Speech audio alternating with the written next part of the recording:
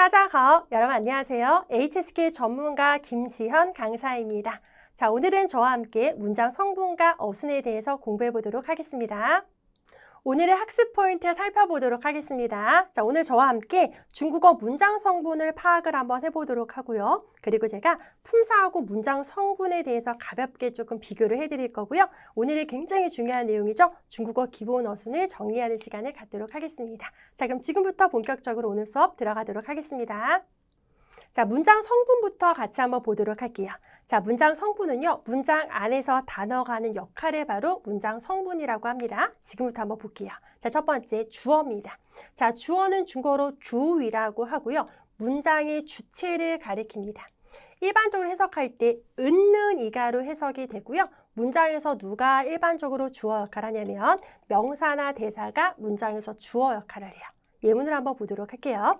제제 언니는 주어가 되는 거고요. 시환 좋아합니다. 뭘 좋아하냐면 칸티엔이 영화 보는 것을 좋아합니다 라는 거죠. 그럼 여기서 영화 보는 것을 좋아하는 바로 주체자가 누굽니까? 지지 언니가 되는 거고요. 언니라는 명사가 지금 주어 역할을 하고 있죠. 두 번째 의문으로 가서 타구는요. 决定 하면 결정하다라는 동사죠. 뭘 결정합니까? 이렇게 하는 것을 결정을 하다라는 거예요. 중국으로 유학을 가는 것을 결정을 한다라는 거죠. 그러면 지금 결정을 하는 주체자가 누군 거죠? 그가 되는 거죠. 즉, 타라는 대사가 문장에서 주어 역할을 하고 있습니다. 이처럼 주어는 문장의 주체를 나타내주고 일반적으로 은는 이가로 해석이 된다더라라는 걸 기억을 하시고요. 앞으로 주어는 저랑 이렇게 S로 표시를 할 거니까요. 수업 시간에 우리 구조 분석할 때 여러분들도 같은 표시 방법으로 구조를 분석하시면 좋을 것 같아요. 자, 이어서 수어입니다. 자, 별표 좀 체크해 주세요. 자, 우리 수어는요. 바로 이제 위라고 해서 서술해 주는 거예요. 즉, 주어의 행동이나 상태를 나타내 주는 거고요. 행동을 나타내 줄 때 일반적으로 동사가 문장에서 수어 역할을 하고요. 상태를 나타내 줄 때 일반적으로 형용사가 문장에서 수어 역할을 합니다. 예문을 보면朋友 친구가 去 가다, 중국어 중국에 가다라는 거예요. 그럼 여기서 지금 去 가다라는 행위가 문장에서 수어 역할을 하고 있고요. 동사가 문장에서 지금 수어 역할을 하고 있죠. 동사는 제가 V라고 체크를 할 거고요. 동사는 일반적으로 이렇게 목적어를 달고 와서 O라고 목적어는 제가 표시를 좀 할 거고요. 두 번째, 这件衣服 이 한 벌의 옷은요. 漂亮 예쁘다. 그죠? 상태를 나타내준 형용사입니다. 그런데 很漂亮 아주 예쁘다라는 거예요. 그럼 여기서 지금 누가 문장에서 수어 역할을 하고 있죠? 예쁘다라는 바로 형용사가 문장에서 수어 역할을 하죠. 형용사는 제가 A라고 이렇게 표시를 할 겁니다. 이처럼 수어는요. 주어의 행동이나 상태를 나타내주고 동사나 형용사가 문장에서 수어 역할을 할 수 있다더라. 문장에서 수어가 중심이 돼야 된다. 이어서 세 번째 보겠습니다. 목적어입니다. 목적어는요. 빈위라고 해서 빈어, 손님 빈자를 쓰고 있어요. 동작이나 행동에 뭘 나타내주냐면 여러분 대상을 나타내주고요. 해석할 때는 을룰루 주로 해석이 됩니다. 을룰루 해석이 되고 목적어도 일반적으로 명사나 이렇게 대사나 명사가 일반적으로 문장에서 목적어 역할을 할 수가 있어요. 예문을 한번 보도록 할게요. 마마, 엄마는 피핑, 꾸짖다라는 동사죠. 동사가 문장에서 수어 역할을 하면 이렇게 목적어를 달아줄 수 있어요. 워, 나를 꾸짖습니다. 나라는 지금 대사가 목적어 자리에 왔고요. 그녀는요. 쉬시, 공부를 하다라는 거예요. 자, 동사입니다. 수어 역할하고 뒤에다 목적어 달아주는 거예요. 인위, 영어를 공부하다. 영어라는 명사가 문장에서 지금 목적어 역할을 하고 있죠. 즉, 동작이나 행동의 이런 대상을 나타내주는 걸 바로 목적어라고 한다라는 거예요. 자, 계속해서 보겠습니다. 관형어입니다. 관형어는 중국어로요. 띵위라고 해요. 띵위, 정어. 그런데 위치가 어디 앞에 붙어주냐면요. 주어나 목적어 앞에 붙어줄 거예요. 왜 그러냐면 관형어라는 문장 성분은요. 주어나 목적어를 바로 뭐 해주는 거냐면 수식해주는 거예요. 여러분 수식한다라는 건 꾸며주는 겁니다. 꾸며줄 땐 위치가 항상 앞에 붙어서 꾸며준다라는 걸 반드시 기억하셔야 돼요. 즉 관형어는 주어나 목적어 앞에서 주어나 목적어를 꾸며주는 성분을 바로 관형어라고 한다. 예문을 한번 보면은 첫 번째 문장 보세요. 孩子 아이는요. 在家 집에서 왈, 电脑, 컴퓨터를 하다라는 거예요. 보시면 지금 아이는 아이인데 我的孩子 나의 아이다. 我的가 지금 孩子라는 주어를 꾸며주고 있습니다. 이런 문장 성분을 바로 뭐라고 한다고요? 그죠? 관형어라고 한다더라. 두 번째 문장 볼게요. 我 저는요. 终于 마침내 取得라는 건 취득하다. 取得了 취득했습니다. 정지 성적을 얻었다. 그런데 지금 성적은 성적인데 어떤 성적이냐면 好成绩 좋은 성적이다라는 거예요. 여기 보시면 지금 정지라는 명사가 문장에서 목적어 역할을 하고 있는데요. 好라는 좋다라는 이름장 회사가 목적어를 꾸며주고 있어요.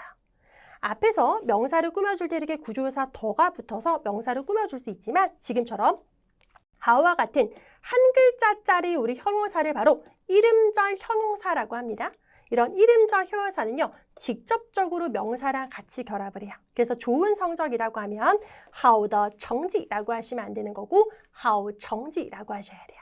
우리 새 차라고 하면 新的车라고 하면 안 되고 新车라고 얘기를 하셔야 됩니다.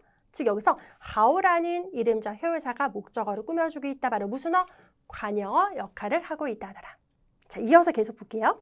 이어서 자 이제 부사어입니다. 우리 부사어는요. 수어나 문장 전체를 수식해준다. 여러분 수식해주는 건 꾸며주는 성분이니까 제가 위치가 어디 앞에 붙어줘야 된다고요? 그죠? 그 앞에, 수어 앞에 붙거나 문장 맨 앞에 붙어서 문장 전체를 꾸며줘야 되는 거죠. 자 이제 부사어를 한번 볼 거예요. 자 첫 번째 문장 보면 我 저는요. 见 보다, 见过 본 적이 있다, 面 얼굴을 본 적이 있다, 만난 적이 있다라는 거죠. 그럼 지금 괄호 체크한 부분이 다 수어를 꾸며주는 바로 무슨 어가 되냐면 부사어가 됩니다. 그런데 지금부터 잘 한번 들어보세요. 지금 하나의 단어가 부사어 역할하는 것이 아닙니다.从来라는 건 여태껏 지금까지란 의미를 가지는 부사, 메인은 뭐뭐 하지 않았다란 부사. 그런데 从来는 부정의 의미가 없으니까 일반 부사로 보는 거고요. 메이라는 건 뭐뭐 하지 않았다라는 거니까 부정의 의미를 가지고 있는 부정부사가 되는 거예요. 그래서 일반 부사랑 부정부사가 붙었고요. 끈타 하면 그녀와인데 제가 지금 개사에 대해서는 조금 가볍게 설명을 좀 하고 가도록 할 겁니다. 자, 끈은 누구누구와란 의미를 가지고 있는 개사인데요. 우리 개사의 개념을 가볍게 한번 잡고 가보도록 할게요. 자, 보시면 우리 개사는 다른 말로 하면은 뭐라고도 할 수 있냐면 여러분 전치사라고도 할 수가 있어요. 전치사. 그런데 수업 시간에 저는 개사라는 말로 통일해서 얘기를 하도록 할 거예요. 중국식 표현을 써서 개사라는 말로 표현을 할 거고요. 개사는 중국어로 바로 찌에즈라고 합니다. 이때 찌에가 한자가 바로 뭐냐면 여러분 낄 개자예요. 낄 개자라는 것은 끼어서 쓸 수 있다라는 거니까 단독으로 쓸 수가 없다라는 거예요. 즉 해석상에 어떤 특징을 가지고 있냐면 짜이 어디 어디에서, 게이 누구누구에게, 따오 어디 어디로 어디 어디까지, 샹 어디 어디를 향해서. 자 해석상의 특징은 바로 뭡니까? 물결 표시가 이렇게 들어가서 해석이 돼요. 즉 단독으로 쓸 수가 없다더라라는 거예요. 그래서 여러분들은 이런 개사가 보이면 항상 개사구를 만들어 줄 거예요. 명사나 대사랑 같이 결합해서 개사구를 이렇게 표시를 하시고 수어를 꾸며주는 구조를 취한다라는 거예요. 그럼 위로 가서 끈 누구누구와 혼자 쓸 수 없죠. 개사니까 열어주시고요. 타 그녀와 개사구 닫아주시는 거예요. 수어를 꾸며주는 구조다. 이처럼 从来 메이 끈타는 수어를 꾸며주고 있다. 바로 무슨 어 역할을 한다? 부사어라는 역할을 한다더라라는 거예요. 이어서 한 문장 더 보겠습니다. 昨天 어제는요. 我 제가요. 坐 타다 V1 체크. 飞机 비행기 목적어 1. 去 가다. 去了 갔다. 상하이 상해를 갔다라는 거예요. 근데 잘 보세요. 지금 昨天 어제라는 시간을 나타내주는 시간 명사가 문장 맨 앞에서 문장 전체를 꾸며주고 있습니다. 이처럼 문장 맨 앞에서 문장 전체를 꾸며주는 문장 성분도 바로 부사어라고 한다. 그래서 지금은 머릿속으로 여러분들이 이런 문장 성분에 대한 개념을 먼저 잡는 게 가장 중요해요. 아, 부사어는 수어를 꾸며주는구나. 문장 맨 앞에서 문장 전체를 꾸며주는 거구나. 그런데 부사어하는 역할이 하나가 아닐 수 있구나라는 큰 틀만 먼저 잡고 가시는 거예요. 좋습니다. 이어서 보어 가볼게요. 보어. 자, 보어는요. 부위라고요. 부위, 보충해준 성분을 바로 보어라고 합니다. 꾸며줄 때는 앞에서 꾸며주는 거고요. 보충해줄 때는 항상 어디에서? 뒤에서. 수어 뒤에 붙어가지고 보충해준 성분을 바로 보어라고 하고요. 보어는 앞으로 제가 이렇게 표시를 하도록 할 거예요. 보어 체크. 한번 해볼게요. 보세요. 칸, 보다 동사 부위. 완이라는 건 끝나다라는 동사인데요. 지금 수러 뒤에 붙어서 보충해 주는 거예요. 봤는데요. 본 결과가 끝난 겁니다. 다 봤다. 칸, 완, 러. 결과가 이렇게 됐다라는 결과보어 구조가 되는 거고요. 워, 저는요. 덩 기다리다, 덩러 기다렸습니다. 2个小时. 1시간이다, 2시간이다, 3시간이다, 시간의 량이다, 시량사다. 동사 수러 다음에 이런 시간의 량이 붙어서 시량 부어 역할을 한다. 즉, 부어들은요. 지금 위치가 다 어디에 붙었습니까? 수러 뒤에 붙은 거예요. 수러 뒤에 붙어서 보충해준 성분을 바로 뭐라고 한다고요? 부어라고 한다라는 거예요. 그래서 여러분들이 주어, 수러, 목적어, 관형어, 부서, 부어, 기본적인 문장 성분의 개념을 잡아야지만 기본적인 어순도 갈 수 있는 거예요. 자, 문장 성분 같이 봤고요. 제가요, 품사하고 문장 성분을 가볍게 조금 비교를 한번 해드리도록 하겠습니다. 보시면 우리 품사는요, 총 이제 단어의 이런 특징별로 묶어져 있는 걸 바로 품사라고 하고요. 중국어는 총 13개의 품사가 있습니다. 보면 명칭을 나타내준 명사, 명사를 대신해주는 대명사, 대사, 동작을 나타내준 동사, 동사를 도와주는 조동사, 상태를 묘사해주는 형용사, 숫자를 나타내준 수사 등등등등. 즉 중국어는 이런 단어의 특징별로 묶어져 있는 품사가 총 13개가 있고요. 문장 성분은요, 여러분, 어로 끝나는 문장 성분 6개가 있죠. 방금 봤던 주어, 수러, 목적어, 관형어, 부사, 보어 이렇게 총 6개의 문장 성분이 있습니다. 그러면 품사하고 문장 성분은 여러분 어떤 차이냐면요. 품사는요, 단어의 그 고유한 품사는 여러분 변하지가 않아요. 변하지가 않습니다. 그런데 문장 성분은요, 문장에 놓인 위치에 따라서 역할이 변한다라는 거예요. 자, 무슨 얘기냐면 잘 들어보세요. 여러분, 제 이름이 김지현이죠. 그러면 김지현이라는 품사가 있습니다. 그럼 김지현이라는 여러분 품사는 변해요, 변하지 않아요?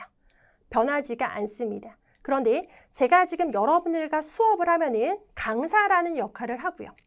제가 집에 가서도 남편과 함께 있으면 아내라는 역할을 하고요.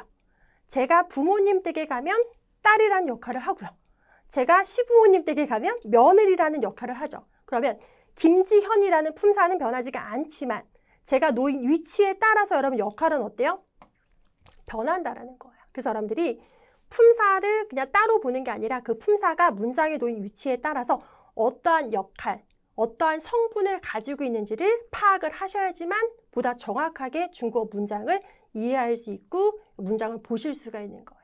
이해가 되시나요? 자, 품사하고 문장 성분 제가 가볍게 비교를 해드렸고 오늘의 하이라이트, 중국어의 어순을 제가 지금부터 정의를 해드리도록 할 겁니다. 자, 한번 보세요. 첫 번째, 중국어의 문장을 먼저 이제 뼈대를 한번 잡아보도록 할 건데요. 중국어의 가장 기본이 되는 뼈대는 주, 술, 목의 뼈대로 이루어져 있습니다. 예문으로 가서 확인.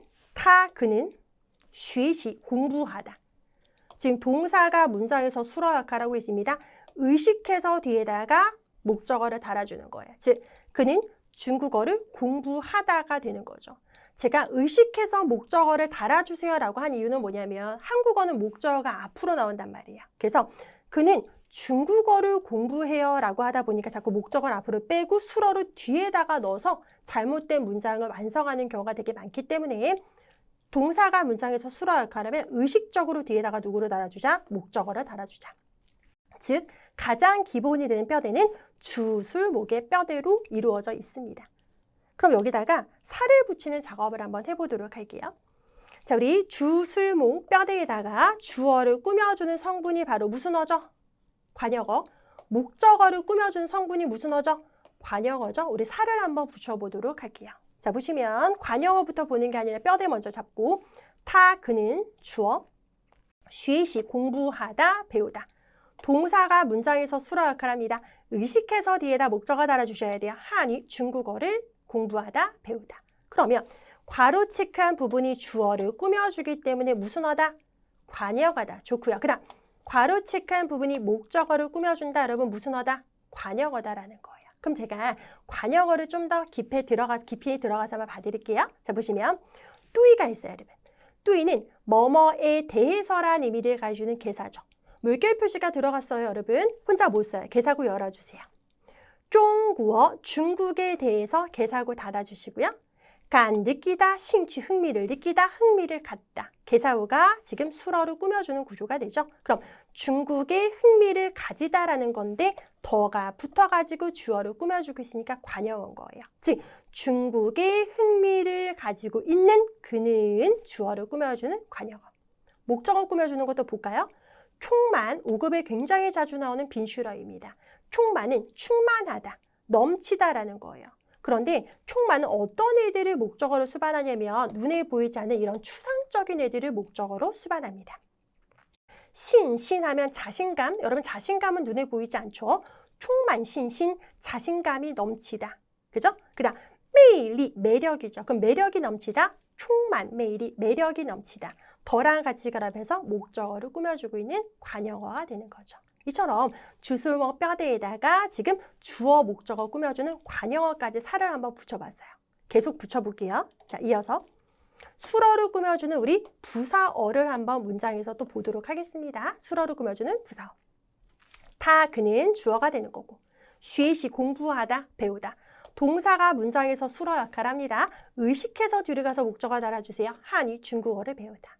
그럼 지금 괄호책한 부분이요. 수어를 꾸며주기 때문에 여러분 무슨 어라고요? 부사어라는 역할을 한다고요. 그런데 지금 여기서 부사어 역할을 하는 걸 보니까 어떤 애가 지금 부사어 역할을 하고 있냐면요. 자, 认真, 认真이란 건 진지하다, 착실하다란 형용사예요. 하나, 둘, 이음절로 이루어져 있어서 이런 애들이 바로 이음절 형용사라고 합니다. 이런 이음절 형용사가요. 쉬시 공부하다라는 동사 수어를 꾸며주고 싶은 거예요. 즉 부사어라는 역할을 하고 싶은 거예요. 그럴 때 마음대로 그런 역할을 할 수가 없고요. 이럴 때 누가 와서 도와주냐면 구조요사 더가 와서 도와줄 거예요. 그럼 이때 구조요사 더를 붙임으로써 동사 수어를 꾸며줘야 되기 때문에 해석할 때는요. 착실하다, 진지하다, 하다에서 끝나는 것이 아니라 뭐뭐히, 뭐뭐하기가 들어가서 해석이 돼요. 보시면 타 그가 认真的, 착실하게, 착실히 중국어를 공부합니다. 이처럼 수어를 꾸며주는 부사어로 또 살을 붙일 수가 있는 거고요. 그 다음 이어서 볼게요. 수어 뒤에 붙어서 보충해주는 보어를 또 붙일 수가 있겠네요. 보시면 타 그가 学 배우다. 그죠? 동사 수어입니다. 의식해서 뒤로 가서 목적어 生词, 生词는 이제 단어를 얘기하는 거죠. 단어를 배우다. 그런데 很多라는 건 많다라는 의미여서요. 很多生词, 많은 단어를 배우다. 지금 목적어 꾸며주는 관형어도 여기서 보이네요. 자, 따오를 보세요. 따오는 원래 도착하다, 이르다란 동사적인 의미를 가지고 있습니다. 그런데 동사 수어 뒤에 붙어서 결과가 이렇습니다라는 결과 부어 구조가 돼요. 그래서 学라는 건 배우다, 学 따오는 배웠다. 그죠? 배웠다. 결과가 그렇게 됐다란 결과 부어 구조가 돼요. 따라서 수어 다음에 이렇게 부어를 붙여줌으로써 문장을 보다 더 보충해주는 내용들을 살붙이기를 할 수 있다더라라는 거예요. 자, 살붙이는 작업까지 다 했고요. 그럼 저랑 중국어의 기본적인 이런 어순을 한번 쫙 정리를 한번 해보도록 하겠습니다. 자, 보시면 자, 부사어, 관형어, 주어 이렇게 하시면 안 돼요. 자, 뼈대 먼저 잡고 살을 하나하나 붙이는 작업할 겁니다. 자, 문장 볼게요. 朋友, 친구는 주어, 문장의 주체 주어. 下在는 여러분 동사로서 짜이가 뭐 싣다라는 의미를 가지고 있어요. 그러면 아래로 싣는 거니까 내려받기 하다. 이게 바로 다운로드 하다라는 뜻이에요. 下在 동사입니다. 의식해서 뒤로 가서 목적어 달아주셔야 돼요. 电视剧 하면 이제 드라마죠. 그러니까 드라마를 다운을 받다가 돼요. 주술목 뼈대 잡았고요. 我的는 주어 앞에서 주어를 꾸며준다. 여러분 다 같이 무슨 어? 관형어.